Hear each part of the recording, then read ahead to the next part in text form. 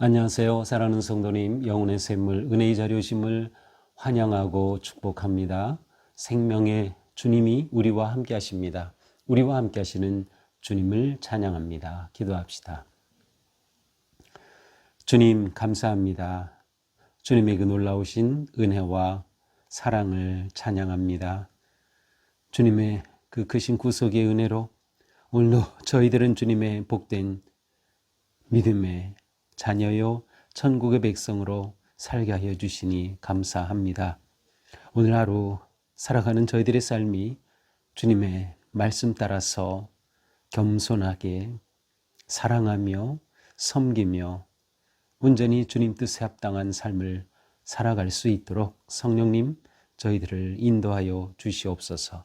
오늘도 말씀으로 저희들을 세워주시고 깨닫게 하시고 말씀 위에 세워지는 든든한 믿음의 집이 되게 하여 주시옵소서.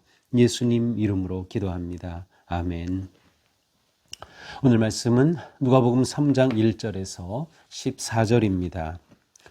디베rio 황제가 통치한 지 15해 곧 본디오 빌라도가 유대의 총독으로 헤롯이 갈릴리의 분봉왕으로 그 동생 빌립이 이두레와 드라고니 지방의 분봉왕으로 루사니아가 아빌레네의 분봉왕으로 안나스와 가야바가 대제사장으로 있을 때에 하나님의 말씀이 빈들에서 사가랴의 아들 요한에게 임한지라. 요한이 요단강 부근 각처에 와서 죄사함을 받게 하는 회개의 세례를 전파하니 선지자 이사야의 책에 쓴 바 광야에서 외치는 자의 소리가 있어 이르되 너희는 주의 길을 준비하라. 그의 오실 길을 곧게 하라. 모든 골짜기가 메워지고 모든 산과 작은 산이 낮아지고 굽은 것이 곧아지고 험한 길이 평탄하여질 것이요 모든 육체가 하나님의 구원하심을 보리라 함과 같으니라. 요한이 세례 받으러 나오는 무리에게 이르되 독사의 자식들아 누가 너희에게 일러 장차 올 진노를 피하라 하더냐. 그러므로 회개에 합당한 열매를 맺고 속으로 아브라함이 우리 조상이라 말하지 말라. 내가 너희에게 이르노니 하나님이 능히 이 돌들로도 아브라함의 자손이 되게 하시리라. 이미 도끼가 나무 뿌리에 놓였으니 좋은 열매 맺지 아니하는 나무마다 찍혀 불에 던져지리라. 무리가 물어 이르되 그러면 우리가 무엇을 하리이까?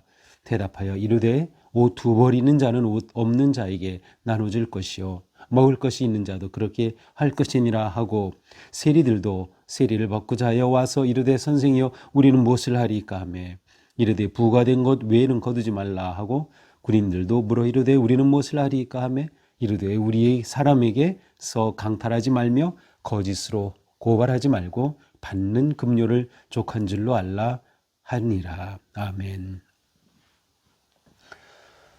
드디어 세례 요한이 전파하는 그런 내용이 이제 오늘 본문입니다. 자, 지금 이 누가복음은 세팅이 항상 요한이 예수님보다 앞서서 모든 것들을 준비하는 그런 모습이죠. 그래서 예수님 태어나기 6개월 전에 먼저 태어난 요한은 이 모든 것에서 예수님보다 사실은 6개월 앞서서 실제로 출생과 또 그가 할례받음과 명명식과 이런 것들을 그대로 예수님 앞서서 행하는 거죠. 이것은 굉장히 상징적인 의미입니다. 요한의 사명 자체가 예수 그리스도의 오실 길을 준비하는 것이었기 때문이죠. 자, 따라서 예수님의 선포, 복음의 선포 전에 이제 세례 요한이 예수님의 그 천국 사역을 위한, 복음 사역을 위한 준비를 하는 그 아주 핵심적인 것이 바로 이제 오늘 본문부터 시작되는 그러한 세례 요한의 전파입니다. 자, 1절은 바로 이 시대적 배경을 보여주죠. 디베리오 황제가 통치한 지 15대. 이 디베리오 황제는 티베리우스라고 하는 그러한 옥타비아누스 다음의 황제인데 14년부터 37년까지 통치하였던 그러한 황제.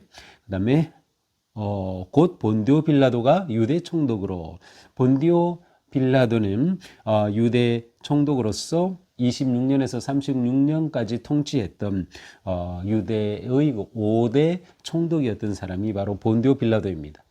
다음으로 헤롯이 갈릴리의 분봉왕으로. 자, 여기 이 헤롯은 헤롯 대왕이 아닌 그의 아들 헤롯입니다. 여기 보면 분봉왕이라고 하는 것은 이제 헤롯 대왕이 죽으면서 유대 전체가 셋으로 나뉘어서 자식들에게 주어졌어요. 그래서 그들을 분봉왕이라고 말하는데 헤롯이 있고요. 그 다음 동생 빌립이 있고 또 루사니아라고 하는 세 사람이 나오고 있죠. 그렇습니다. 헤롯 대왕이 죽은 뒤 이들이 유대 지역을 3등분해서 다스리는 그런 분봉왕이 된 셈이죠. 그래서 헤롯은 갈릴리 분봉왕, 동생 빌립은 이두레 드라고니 지방, 루사니아가 아빌레네 분봉왕으로 이렇게 있을 때, 또 2절은 그 당시에 대제사장을 소개합니다. 안나스와 가야바가 대제사장으로 있을 때, 사실은 안나스는 이제 7년에서 15년까지 대제사장이었고요. 그 다음에 가야바는 18년에서 36년까지 대제사장으로 있었던 그러한 사람이죠. 이때 하나님의 말씀이 빈들에서 사가랴의 아들 요한에게 임했다. 자, 요한에게 하나님의 말씀이 임할 때의 역사적 배경으로 두고 있는 그러한 황제, 총독, 분봉왕, 대제사장들, 그야말로 그 당시에 내노라 하는 그러한 권력자들입니다. 하지만 그것과는 아주 대조적으로 빈들에 있었던 요한에게 하나님의 말씀이 임하였습니다. 하나님의 말씀은 권력과 인간의 힘과 교만과 자랑이 있는 것이 아니라 바로 빈들에 있던 요한에게 임한 것이죠. 빈들이라고 에레모스라고 되어 있는데 이것은 광야를 말합니다. 바로 광야에 있는 요한입니다. 요한은 이 광야에서 하나님과 1대1로 깊은 교제 가운데 있으면서 하나님의 음성을 듣는 그러한 선지자였습니다. 바로 이 요한에게 하나님께서 오셔서 말씀하신 겁니다. 하나님의 말씀은 권력이 있는 왕궁이나 저 높은 성전이 아니었습니다. 바로 요한에게 임하였던 것이죠. 자, 이 말씀을 들은 요한은 어떻게 합니까? 들었으니 선포하는 것입니다. 그래서 3절 요단강 부근 각처에서 와서 요한이 죄사함을 받게 하는 회개의 세례를 선포했다. 자, 요한이 선포한 것은 회개입니다. 왜 회개일까요?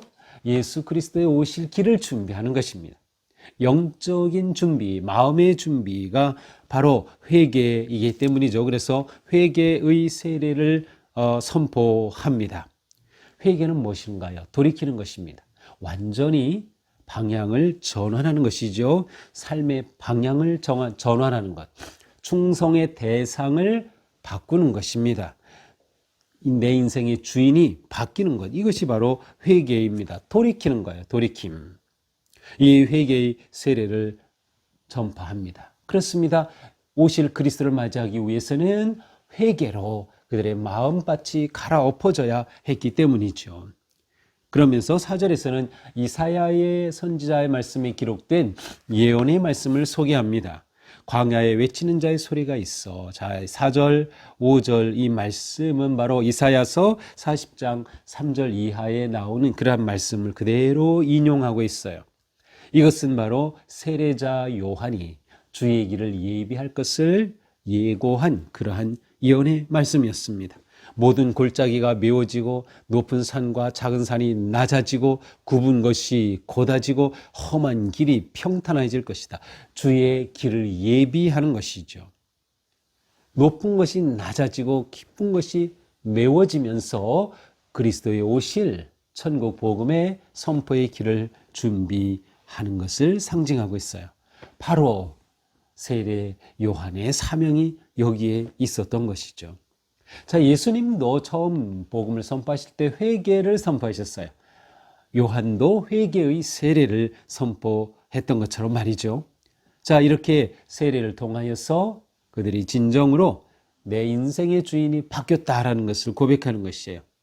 완전히 내 인생은 하나님의 뜻을 향하여 하나님의 부르심 앞에 세워졌음을 말하는 것이죠. 세례는 원래는 자유와 해방을 상징하는 것이기도 했어요. 죄로부터의 자유와 해방, 과거로부터의 자유와 해방, 불의와 악으로부터의 자유와 해방이 바로 세례였던 것이죠. 자, 이렇게 요한이 외치자 세례받으러 사람들이 엄청 몰려들었습니다. 7절 보니까 세례받으러 사람들이 무리로 오고 있어요.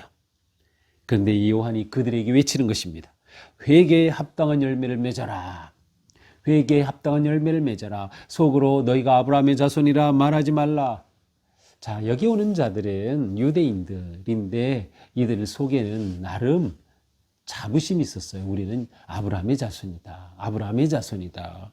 그러나 요한은 선포하는 것이죠. 아무리 너희들이 혈연적으로 아브라함의 자손인들 아무 소용이 없다는 것이에요.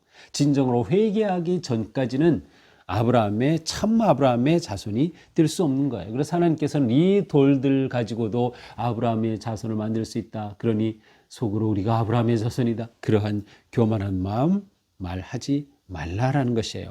이미 도끼가 나무 뿌리에 놓여 있으니 하나님의 심판이 임해 있는 것이죠. 열매 없는 나무는 찍혀 불에 던져질 것이다. 자, 요한의 회개의 메시지 핵심은 뭐예요? 회개와 그의 합당한 열매입니다. 회개는 열매가 있어야 되는 거예요. 열매 없는 회개는 깡통이에요. 일단 회개 없이 열매가 있을 수 없어요. 회개와 열매가 함께 있어야 하는 것이죠. 회개는 누구라도 심지어 돌들이라도 아브라함의 자손이 되게 할 수 있는 놀라운 은혜의 길이었습니다. 그러므로 내 인종, 내 지위, 왕이든 종독이든 내 신분, 제사장이든 이게 중요한 게 아니고 상관없이 회개하고 돌아오는 자에게는 아브라함의 자손이 되는 그러한 은혜를 베풀어 주신다는 겁니다. 지금이 너무 급박하다는 거예요. 도끼가 나무 뿌리에 놓여 있는 상태예요. 이 회개의 메시지를 듣자 많은 사람들이 요한에게로 와서 회개하며 세례를 받습니다. 그러면서 묻죠. 우리가 무엇을 하리까? 우리가 무엇을 하리까? 자, 이것은 생명의 복음을 듣는 자에게 일어나는 반응입니다. 우리가 진정으로 진리를 알게 될 때 우리는 묻습니다. 우리가 어떻게 해야 하겠습니까? 우리가 어떻게 해야겠습니까? 베드로와 요한이 복음을 선포하고 생명의 십자가를 선포할 때 어떻게 해야 되겠습니까? 놀라운 물음이죠. 우리가 이 물음을 끊임없이 해야 되는 것이에요. 우리가 무엇을 하리까? 그러자 요한은 말하죠. 옷 2벌 있냐? 1벌을 나누어 줘라. 먹을 것이 있냐? 역시 먹을 것도 나누어 줘라. 있는 자는 그 있는 것을 나누어 주라는 것이에요. 탐욕의 삶을 포기하라는 것이에요. 세리들이 또 왔어요. 그래서 세리들도 세리를 받고자 합니다. 우리는 무엇을 하겠습니까? 부과된 것 외에는 받지 말라. 법 테두리 안에서 너희가 일을 하라는 것이에요. 원래 이것은 간접세를 그들은 이 세리는 징수할 수 있는 권한이 있었어요. 그런데 로마 정부에서 요구하는 액수만 채우면 나머지는 자기가 징수한 거 다 자기가 가질 수 있는 거죠. 그러니까 법으로 부과한 것보다 더 많이 거둬요. 더 많이 거둘수록 더 많이 자기게 되는 거죠. 이것이 그 당시 세리들의 불의, 부패였어요. 바로 세리 요한은 그러면 안 된다. 법에 정한 대로 세금을 징수해라. 그러자 군인들이 또 묻죠. 우리는 어떻게 해야겠습니까? 그러자 너희가 권력을 군인으로서의 힘을 함부로 사용하지 말라. 강탈하지 말라. 거짓 고발하지 말라. 단지 너희가 받는 급료로 만족히 여겨라. 그들이 가지고 있는 힘, 사람들이 가지고 있는 그들의 무엇이든 그것이 탐욕이 되고 자기 욕망의 추구가 되어서는 안 된다는 거예요. 왜? 하나님의 나라는 낮은 곳에 임하기 때문인 것이죠. 자, 이것이 오늘 메시지입니다. 오늘 메시지 핵심은 당연히 회개, 그리고 회개에 합당한 열매라고 할 수 있습니다. 자, 하나님은 역사 속에서 일하셔요. 세례 요한이 복음을 선포할 때 사실은 회개의 세례를 선포하는 것이죠. 예수 그리스도의 복음의 길을 준비할 때 그 시대는 강포와 불의와 부정이 가득하던 시대였어요. 그런데 하나님께서는 그러한 모든 시대적인 상황에도 불구하고 광야에 있던 요한에게 임하셔서 역사하시는 거예요. 하나님은 역사 가운데서 일하고 계시다라는 것을 우리가 봐야 합니다. 이 세상이 아무리 혼란한다 하더라도 하나님은 역사 중에 일하고 계시다. 준비하고 계시다라는 거죠. 이러한 하나님 앞에서 우리가 설 길은 무엇이에요? 회개가 길입니다. 회개가 우리가 살 유일한 길이다. 그런데 회개에서 중요한 것은 회개의 진정성이에요. 회개의 진정성. 회개의 진정성은 무엇으로 나타납니까? 열매로 나타나는 거예요. 회개는 단지 말로만, 입으로만, 생각으로만이 아니라 구체적인 삶의 열매로 나타나야 되는 것입니다. 회개는 유턴이에요. 인생이 완전히 돌아서는 거예요. 내가 따르던 것 완전히 바꾸는 거예요. 내가 의지하던 것 완전히 바꾸는 거예요. 내 인생의 주인이 바뀌는 거예요. 내가 추구하던 것이 바뀌는 거죠. 완전히 바뀌는 거예요. 어떻게? 하나님께로, 진리로, 생명으로 바꾸는 거죠. 지금 세례 요한은 이렇게 선포해서 어디로 바뀌어요? 바로 다가오시는 그리스도를 향해서 이들이 나아갈 수 있도록 그들을 지금 생명의 그리스도께로 인도하고 있는 것이죠. 이렇게 우리의 삶의 회개와 회개에 합당한 열매가 있어야 한다. 이 열매는 어디서 맺습니까? 우리의 삶의 자리예요. 군인들은 그 군인들의 자리에서, 세리들은 세리로서 일하는 그 자리에서, 살아가는 모든 사람들은 그 삶의 자리에서 회개에 합당한 열매를 맺어야 한다. 성도의 삶은 멈추지 않은 회개의 삶이라고 할 수 있습니다.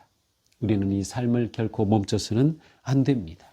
그러므로 우리는 계속 물어야 합니다. 이들처럼 말이죠. 우리는 무엇을 하여야 하리까? 우리는 무엇을 해야 합니까? 우리는 무엇을 해야 합니까? 하나님 앞에 기도하며 말씀을 묵상하고 말씀 가운데 설 때마다 우리는 이 물음을 할 수밖에 없어요. 주님, 그러면 제가 어떻게 해야 되겠습니까? 제가 어떻게 해야 되겠습니까? 우리가 매일같이 이와 같이 주님 앞에 설 때 우리는 주님의 놀라운 말씀과 인도하심 따라 진리와 생명의 길을 걷는 그러한 복된 성도의 삶이 될 것입니다. 오늘 하루도 이와 같은 복된 하루가 되기를 축복합니다. 기도합시다. 주님, 오늘도 귀한 생명의 말씀으로 채워주시니 감사합니다. 오늘 하루 저희의 삶이 오직 주님만을 의지하고 신뢰하며 믿음으로 서게 하옵소서. 진정한 회개와 회개에 합당한 열매를 맺는 저희가 되게 하여 주시옵소서. 예수님 이름으로 기도합니다. 아멘. 네, 오늘도 주님의 은혜로 우리의 삶이 회개의 삶, 생명의 길을 걷는 하루가 되기를 축복합니다. 사랑합니다.